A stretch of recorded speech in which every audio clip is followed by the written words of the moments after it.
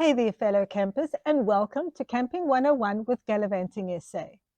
Whether you're a camping novice or an experienced outdoors enthusiast who just hasn't had the opportunity to build a fire themselves, today I'm going to share with you a foolproof, easy method of building a wood fire that I call Let's Play Ginger.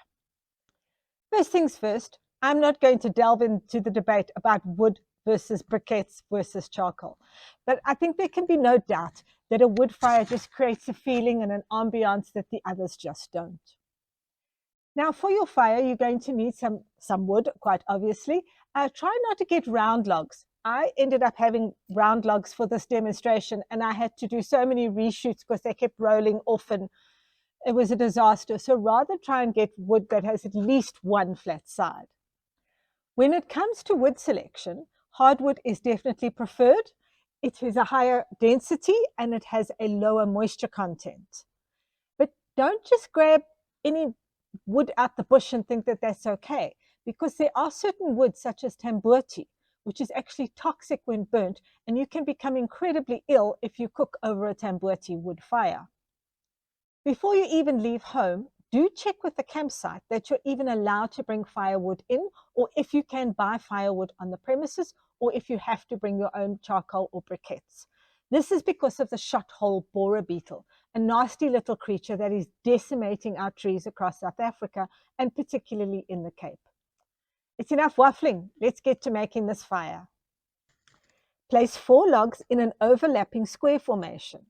The logs should be close enough in the middle for the flames of the fire to lick the sides of the logs, but not so close together that the fire doesn't receive enough air. It's typically recommended to lay the entire base first and then start filling it. However, just for the purposes of this demonstration, I left off the front log just so that you could see what is going on inside. Next, you're going to add kindling, which is just small dry sticks and bark. Avoid using leaf litter, as this tends to burn too quickly and really doesn't add to the process. Now place a chunk of fire lighter on top of the kindling. You don't need a huge amount, but if you're unsure, use a bigger piece. But as you become more and more skilled at making fires, you'll find yourself using less and less. Alternatively, a great cost-saving option is to use dried out used tea bags soaked in paraffin. We always keep a jar in our van, and they work just as well as fire lighters. Now, add more kindling on top of the fire lighter and continue building up the sides, maintaining a nice square shape with plenty of air gaps between the layers. Once you've reached 4 or 5 layers, throw in some larger kindling pieces into the middle space. Using a long snouted lighter, ignite the fire lighter at the bottom of the pile. I find that a long snouted lighter is much easier and safer to use. As the fire lighter catches, the kindling will ignite. Eventually, the flames will spread to the thicker kindling pieces and reach the inner sides of the logs. Now, there's no need to fuss too much with your fire. If a log rolls off and it starts to burn down, simply use tongs to lift it back into the original footprint area of your fire. Just let the fire do its thing and only step in if it looks like it's going to die or start spreading outside of your footprint area.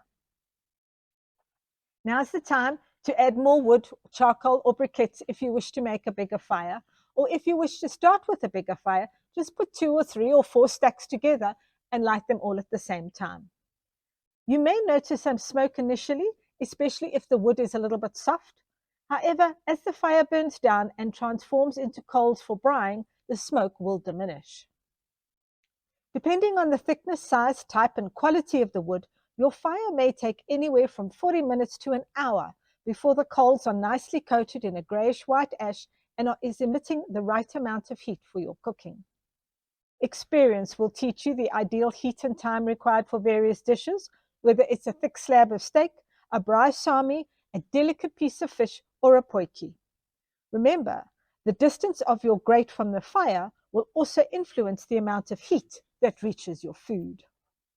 With practice, you'll become a seasoned expert at building and lighting and maintaining a fire. Please leave a comment below as to how you make your fires, and if there are any other topics that you would like me to cover here on Camping 101 with Gallivanting SA. Well, that's it for this one. Thank you for your time. Be safe, be well, and I hope to catch you in a campsite sometime.